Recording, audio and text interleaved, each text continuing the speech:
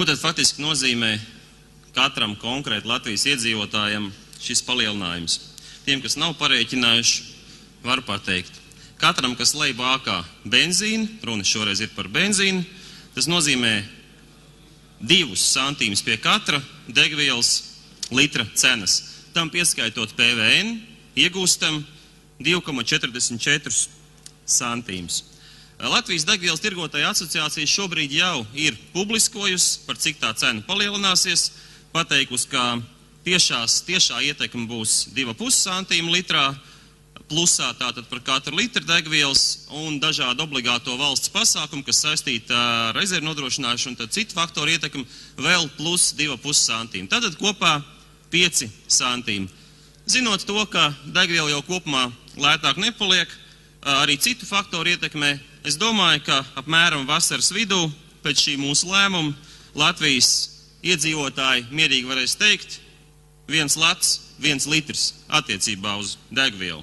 Te, starp citu, bija tāda ļoti interesanta debata par datiem, ko nu kurš saprata, ko nu kurš interpretēja attiecībā uz alkohola akcīzu un to izlietojumu un tā tālāk. Tas ir ieņēmumiem. Un te ir interesanti, ka tad, kad mēs skatāmies to pamatojumu, ko sniedz ministru kabinets uz palielinājumu, akcijas palielinājumu benzīnam konkrēti, viņi saka, ka saskaņā ar vidu akcijas pārvaldes sniegtajiem datiem naftas produktu patēriņš 2010. gadā ir palielinājies par 1%, faktiski ir saglabājies iepriekšējā gada līmenī. No kā varētu spriest, ka viss ir pareizi, patēriņš nesamazinās, liekam nodokli, ieņēmumi būs. Tā kā paredzēts budžetā. Bet tas teksts ir plašāks, un ja tur lasa uzmanīgāk, tur skaidri rakstīts, ka runa te ir par kopējo naftas produktu apjomu.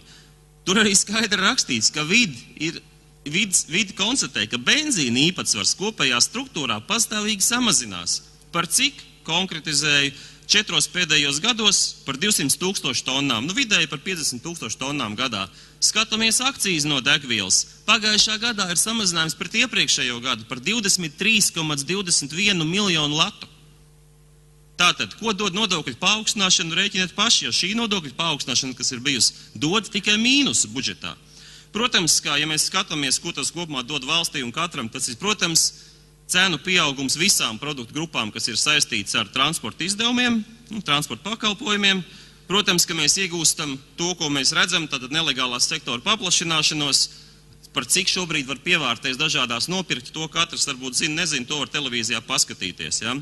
Un tāpēc šādai tomēr tuvredzīgai politiskai ir vismaz 2 šie skaidri redzamie, nepatīkamie un nepareizie aspekti. Tā ir tieši un nepastarpināta ietekme uz visām produktu cenām valstī un, protams, pastāvīgi pieauguši ēnu ekonomikas apjoms, samazinoties nelegālam patēriņam un līdz ar to budžeta ieņēmumiem. Protams, var jau ironizēt, ka līdz ar to mašīnas mēs Rīgā redzam mazāk. Var ironizēt, ka Latgalē jau cilvēki tiek galā, tie, kam nav darba, pārvadā benzīnu, ja tur 2 bāgās vai 3 tādā veidā nodrošina savu izdzīvošanu.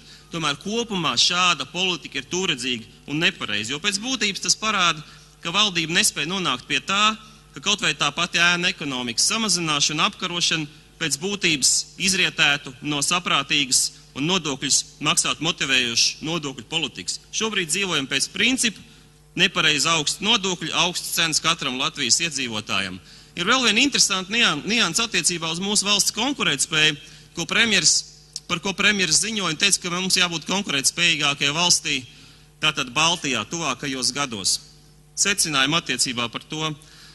Mēs sakam un to zinām, ka mums nav augstākais akcijas nodoklis Baltijā. Tajā pašā laikā Igaunijā tas ir augstāks. Tajā pašā laikā Igaunijā cena ir par 2,5 santīmiem zemāk jau šobrīd. Un Igaunijā tajā cenā, kas ir degvielai, vēl ir iekšā apmēram 3-4 santīmi tā transporta nodevu, kuru mēs vēl maksājam 100 līdz 200 latu atsevišķi kā igadējo transporta nodevu. Tātad, katrs pats var izsacināt, kāda ir mūsu konkurētspēja. Ko tas nozīmē? Tas nozīmē, ja mēs rēķinātu tīro degvielas cenu, bez tas, kas tur Igaunijā ir. Uz 1. jūniju mums, kā vēl atsevišķi nodoklis, uz 1. jūniju mūsu cenas faktiski atšķirība ir 11% un vairāk, 11-12%, Igaunijā ir lētāk. Tad varat rēķināt, ja konkrēti to, protams, rēķinātu konkurētspēju procentos attiecībā uz cenām, tad vismaz par 10. daļu mēs esam nekonkurētspējīgi. Tik vienkārši jau to nerēķina, bet tam ir tiešām ļoti liela ietekme. Tā kā es aicinu mūsu priekšlikumu atbalstīt un neatbalstīt valdības pozīciju akcijas nodokļu paaugstināšanā.